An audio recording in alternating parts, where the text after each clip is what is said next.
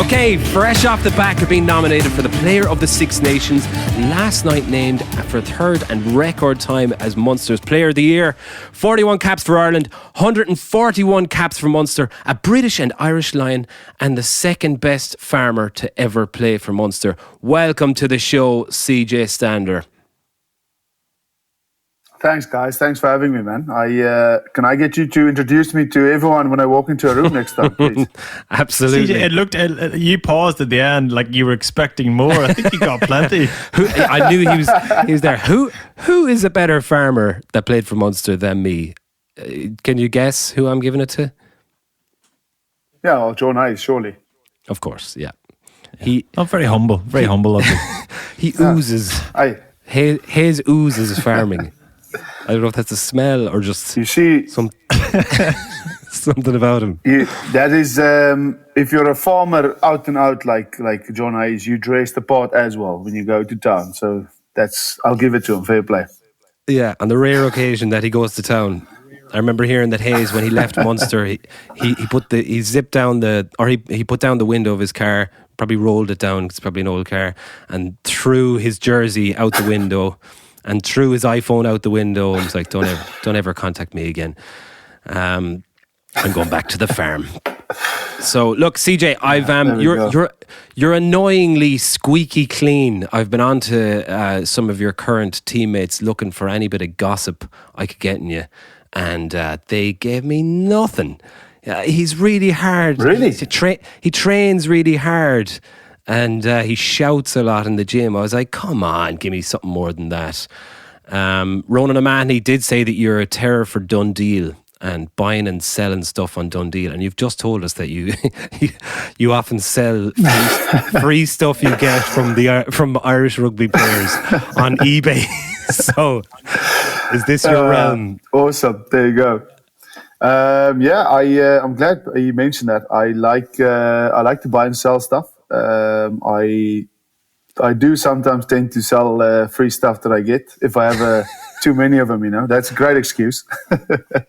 Yeah. So when Zebo used to get you headphones, you'd be flipping on the headphones anytime you're like, nah, I have these. I don't need them. Flip them on. Get a few quid. I've never ever got a pair from Zebo. I think he knows. He knows. What else are you selling on Dundee? Well, my first few years that I was here, I was buying and selling cars. So I used to drive up to Nice, sit in the auction room, buy a car that I like or two, and then drive back down, take the train, drive up, get the car, bring it down, wash it up, and sell it to someone who's needing wheels. Nice. These vintage cars or new cars, or what kind of vehicles are we talking about?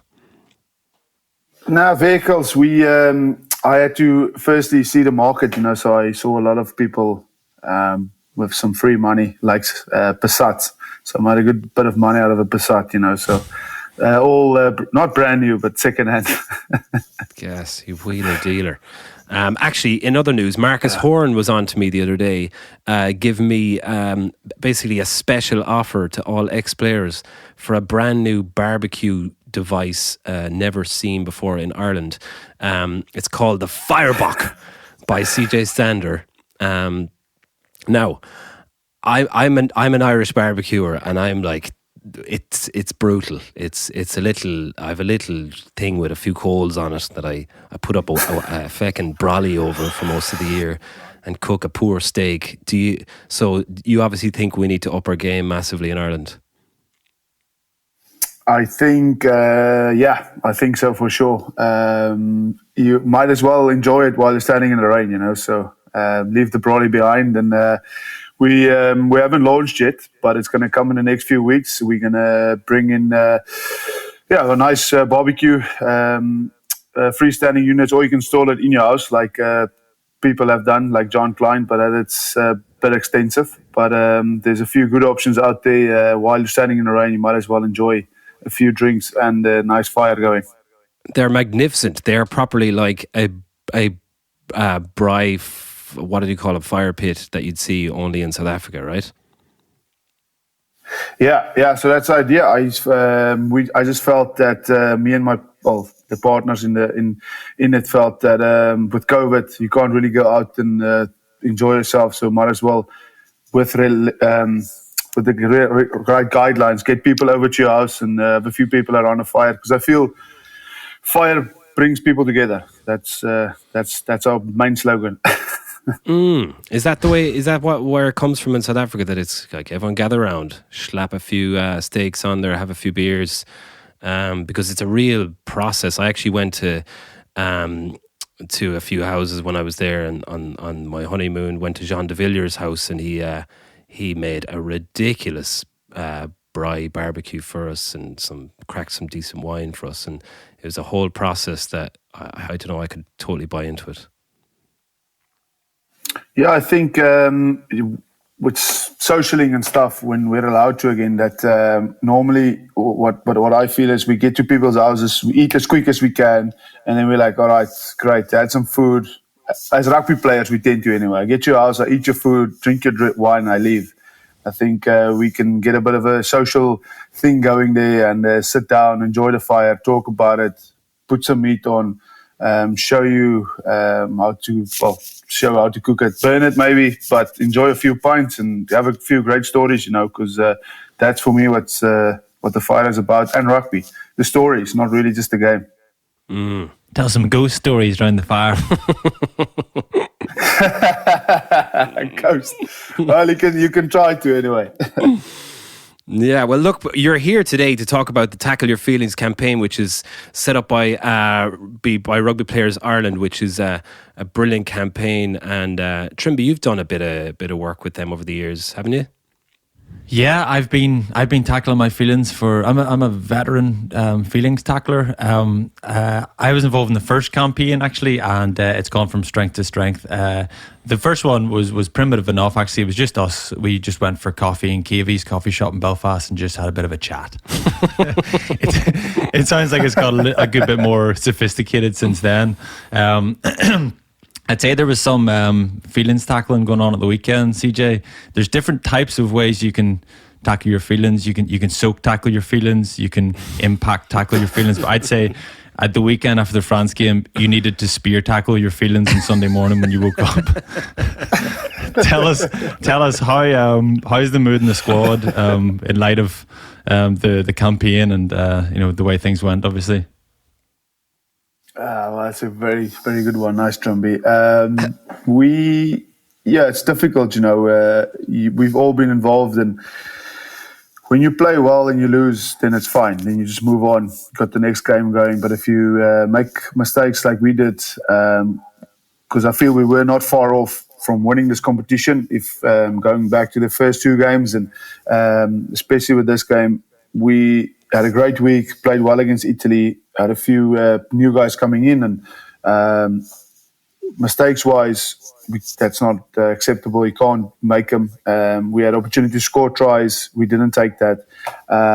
Again, we're not far off, but we let ourselves down. So the mood was Sunday morning, when lads are walking in, head down. Now we've got a face mask on. No one understands me anyway, so now I've got a face mask on. I didn't even talk to anyone. So we, on the flight back as well, if I just think back in 2018, I can't even remember the flight back after the Grand Slam. Now I was sitting on that plane, I was thinking to myself, imagine how it could have been, but hey, could have, would have, should have, So it was dark. It was dark. I'm sure you mentioned the accent, CJ. I think you over lockdown, obviously the last period of time has been bizarre everywhere. The whole world has just gone mental, and just before that, there was a lot of competition for places and a lot of questions being asked. But lockdown seems to have suited you well. Like you've been going incredibly well since the break, and very, very physical, just getting back to doing what you do best. And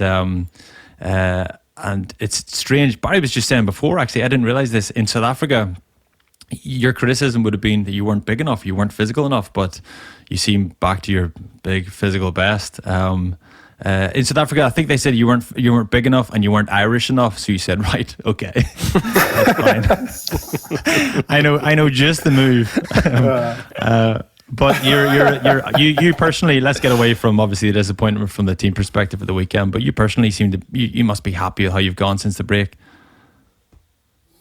Yeah, it's. I think the lockdown was perfect on a physical body wise. All the niggles, getting out of bed, just moving and training. That was all gone.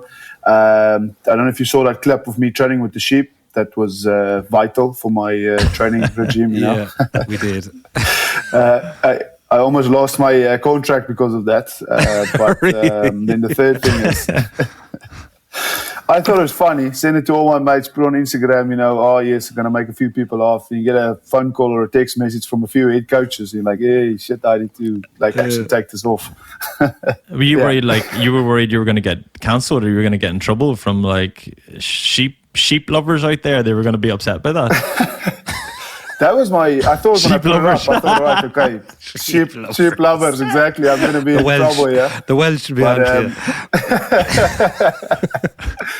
But I got more trouble for, it was almost like got trouble for putting myself in danger.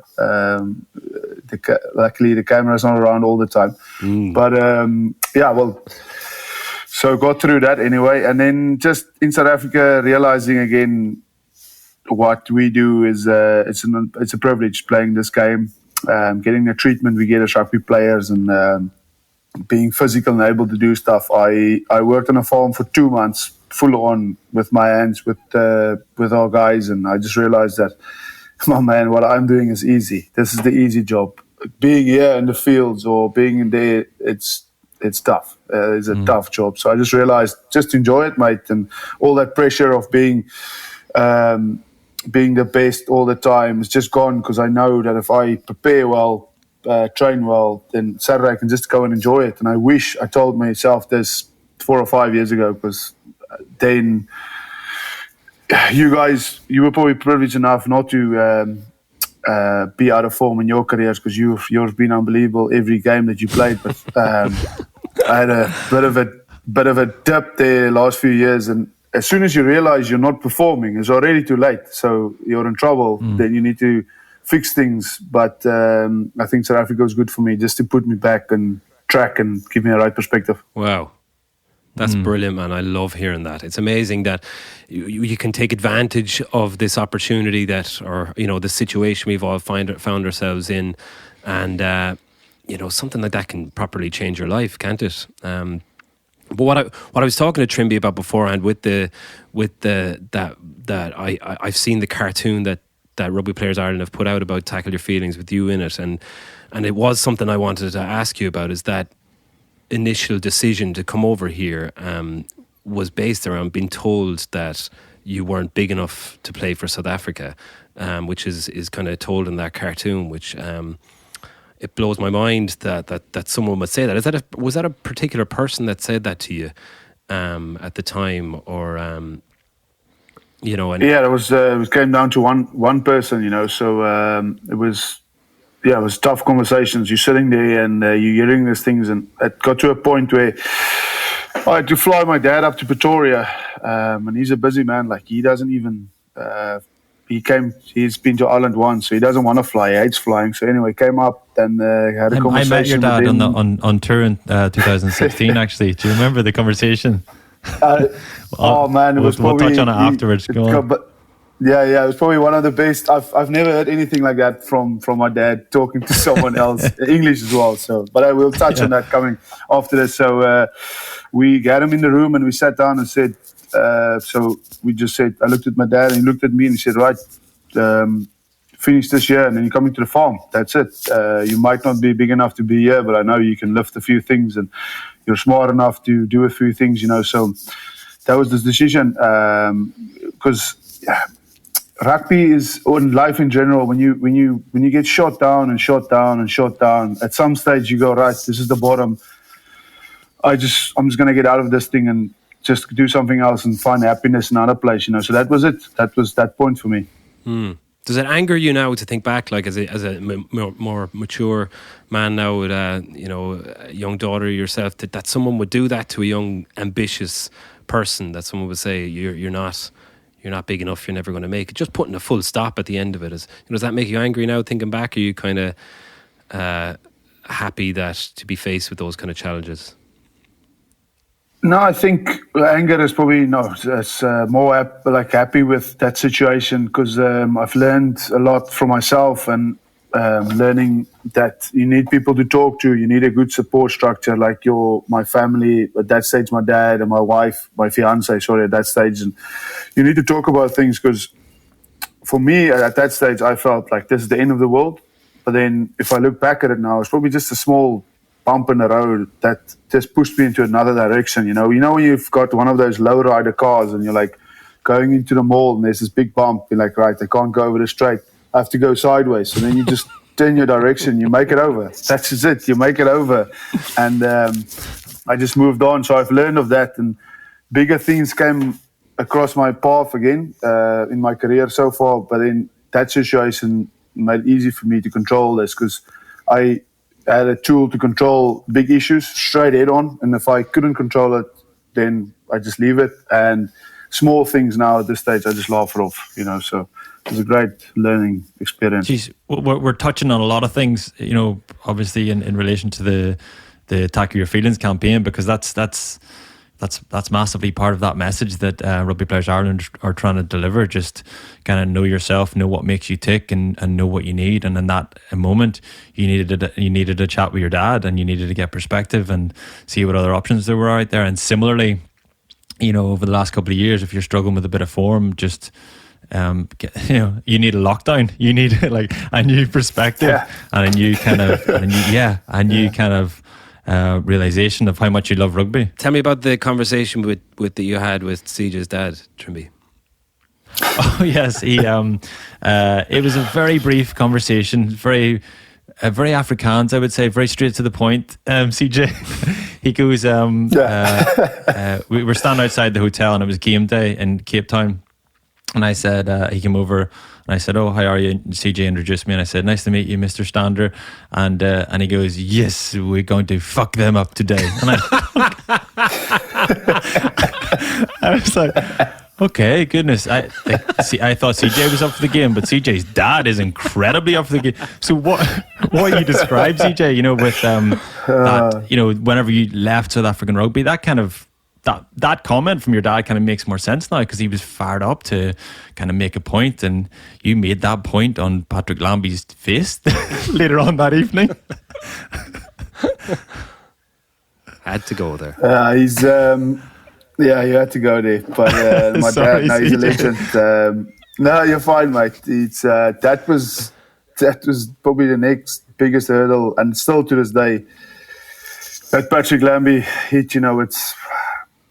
I can honestly say, sitting with the open heart, that I never I'll never go out to hurt someone. But then that situation happened, and the guy, he got injured bad. It's not good to see at all. And it's especially with the guy that I know was tough. And to this day, I still get a bit of bad things coming my way, especially when I'm in South Africa. You get these big grown men that come up to you, and they essentially looking for a fight, like really? That's it, like. So they like, you're that guy, and I'm like, well, okay, I know I didn't do anything with this guy's family, so he's surely talking about Lambie. And then still to this day, like, my wife rang me yesterday, she's in Cape Town, one guy came over to her mom and said, "Hey, your son-in-law is that guy." I'm like, oh, okay, well, jeez. That's just how it works, So you just have to get over that. People say things, and people have opinions, and obviously after the weekend as well. And we talked about this a little bit, the kind of overreaction to stuff that happens on the pitch. And I think you've been through enough, CJ, that you kind of know how to deal with that stuff and take it with a pinch of salt. No one with any sense would think you meant that or meant to cause harm. So. Yeah, I think you're kind of mature enough, and you've got big enough perspective to deal with that. But here, I'd be keen to get into whenever you kind of made that decision to move to Ireland, and set up camp in Limerick and kind of get into that squad, that Munster squad, a pretty tight knit squad. I'd be keen to find out, how was that experience for you, and how quickly did you feel like you settled into the squad and felt like you were part of the place? Well, coming from a place where rugby is everything, walking into a room where you see Paulie, you see Rog, you see Doug, you see Donica, that's like fairy tale stuff. That doesn't happen where you sit in one room like that, So, but then I quickly realized that stuff works differently at Munster. It's like you walk into a room and you get slagged like straight away. Like, I think I was in the room for 10 seconds and lads were slagging me. And and making jokes that's inappropriate. That was the norm. Like, so I actually enjoyed that part of it because it took away all the stress I had in that moment. And I realized quickly that if they slag you, that they like you. And if they don't slag you, then, well, we've got a problem. So it's counterintuitive, isn't it? It goes against everything you've ever thought growing up. It's the Munster way of thinking. And no one knows, like, no one understands it from the outside. Like, people would think these guys hate each other if they were in a coffee shop. Like, what's going on here? But then, like, it's the better the slagging going, the better the squad's doing. It's just how it works, That part of it I love. I quickly had to get around my English because I was getting slagged left, right, and centre with no response. So I was like, "You speak English? No way!" Oh, Trevor, you've made this joke for what's it now? 6 years, 7 years that I've known you. I'm sorry. Anyway. I'm sorry. It's whenever you moved to Munster. It was more than just the kind of getting to know the teammates and getting into that environment. But like the example that I'm thinking of, whenever BJ Botha signed for Ulster, he got massive culture shock. He pulled up at a petrol station and parked there and just sat for 20 minutes waiting for someone to fill up his car. Yeah, because he's not doing that. And then eventually, whenever he realised he had to do it himself, then he only filled up his car like £5 at a time because he was worried he was going to overflow the tank. That's a great example. Yeah, that is a big example. That stuff I take that for granted. Not anymore, but in South Africa, you just drive up and someone fills your car. Another thing is like central heating in house. Like I lived in my first house for 4 months, like freezing, like wearing like jackets and almost like a ski suit. And my wife was like, "What's going on with this house?" I'm like, "I don't know. There's this heater, but it doesn't work. I don't know what's going on." So Barry O'Mahony actually came around and helped me with the thing. Took me 4 months. I saved some money, but the old immersion, gets everyone. Yeah. Well, look, I've been to your part of the world. We went there on our honeymoon, as I said, and it's not all farming and kind of wilderness there. It's a beautiful part of the world. You've beaches and surfing and I don't know. I was thinking your name CJ reminded me of Pamela Anderson's character in Baywatch. There you go. I was wondering whether you were named after her by any chance, but I doubt it, coming from what I've heard about your dad. But it's a beautiful part of the world. No, man. You must miss it, do you? Yeah, it's again. You just touched on it there. I think it's so. It's a beautiful country with a lot of diverse things that's going on. But I do miss it. Biggest thing I miss is the farming. And just the family being around that is because it's been so long. It's been in the family for so long, and we've built this place and this where we feel comfortable, and it feels like it's our homestead, So I miss that a lot.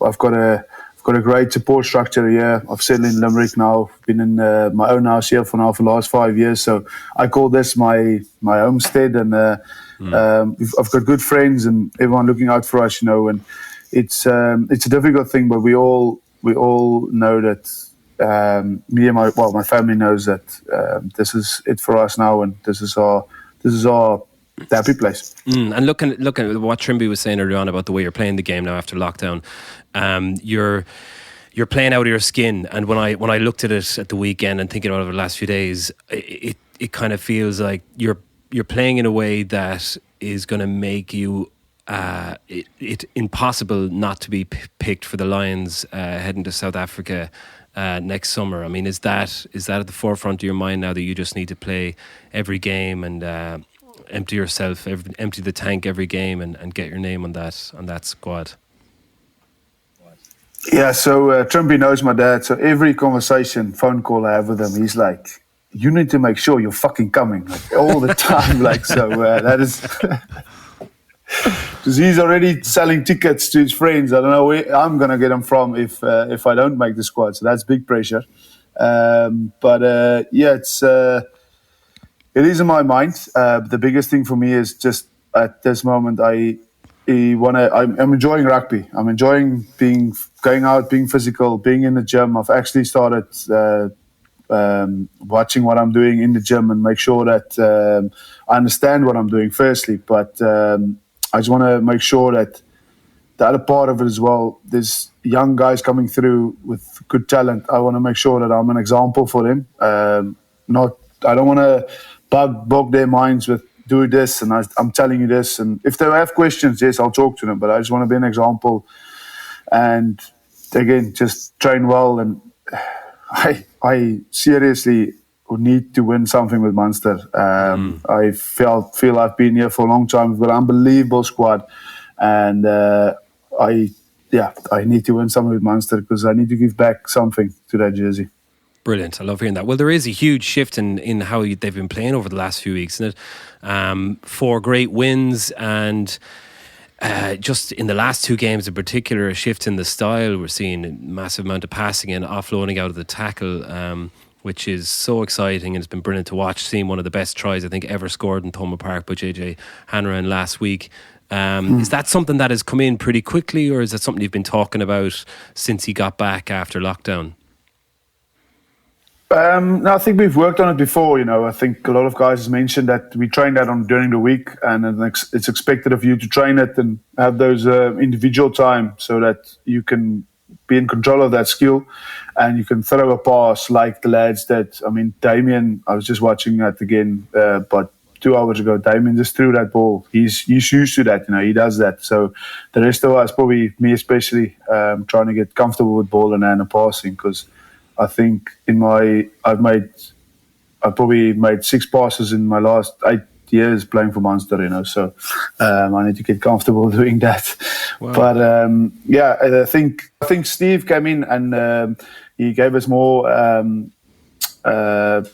time with the ball in hand, a few skills here and there, and Johan has been driving that from day one, getting specialist guys in to help us. We had Furida Priya one day at training, and I don't know the rest of the lads, but for me, I used to train with him, but just seeing him again was like opened up my eyes just from the base of the scrum, passing wise, and just how to get the ball away. So there's a few things happening behind the scenes that encourages us to go out and play that way. Wow, that's brilliant. Very encouraging, and some great young fellas coming through as well, and they're getting their opportunity now at the same time while there's so many internationals going on as well. Yeah, I think that's important. I think Johan and the coaching staff has made that transition for the young guys coming through easy.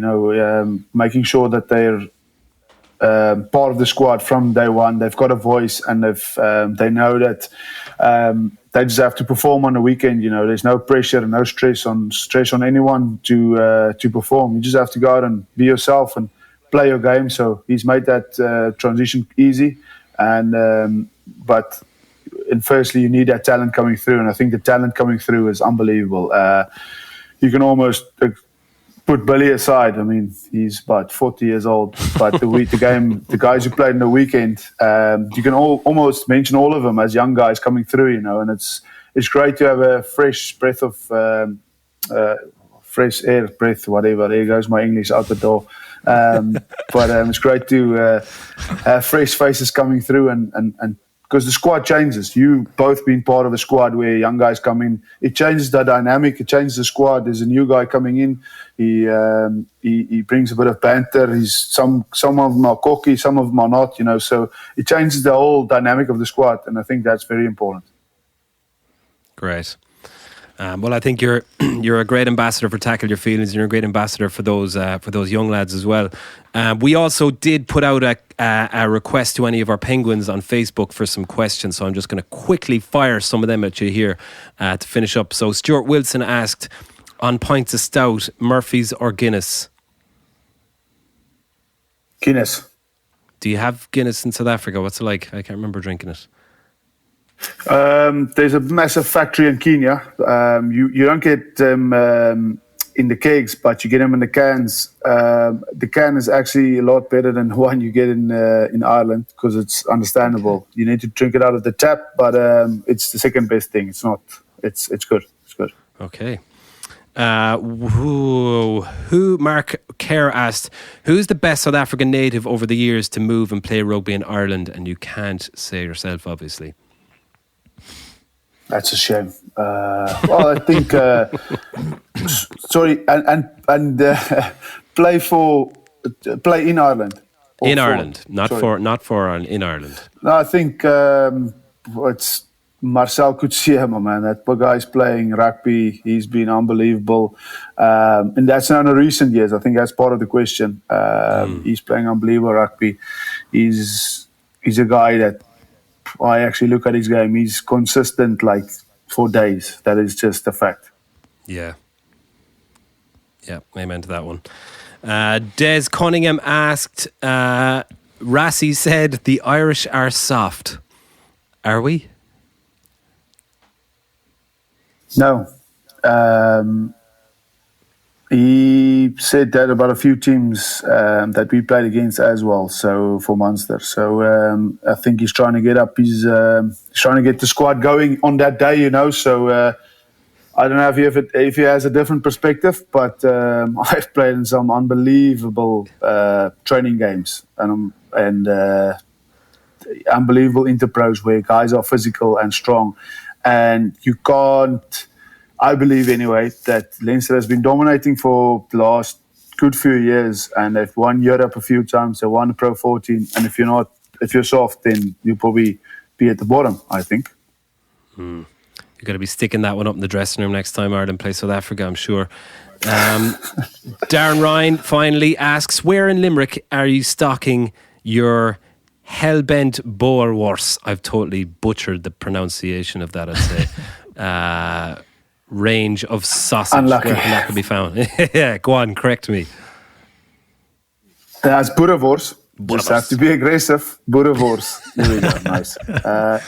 It's like Buckworth saying it, but it's just Boerewors instead of the buck. But Aldi, I found a good few in Aldi, actually, in Killaloo. They stock up quite a lot. I don't know if there's a massive contingent of South Africans, and it's for all of them, but Aldi in Limerick is stocked up as well, but I've always found some in Killaloo. Brilliant. Well, that'll be me out to Killaloo, although that's outside of my 5 kilometre range at the moment, unfortunately. Might get out there after lockdown. CJ, you've a busy day, so we'll let you back to it. Thank you so much for joining us. Fair play to you on the Tackle Your Feelings campaign, and thanks to Rugby Players Ireland for sending you our way as well. The very best for the upcoming internationals, and look, we hope you do win that silverware for Munster. Thanks, guys. I said it before we started, but I've been trying to come onto the show for a long time. I've sent about 95 emails to both of you. I think you blocked me, but thanks for having me.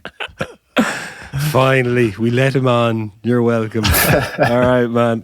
All the best, CJ. Thanks, buddy. Thanks, guys. Come on, CJ. Cheers, lads. Have a good day. Cheers, Jimmy. Bye.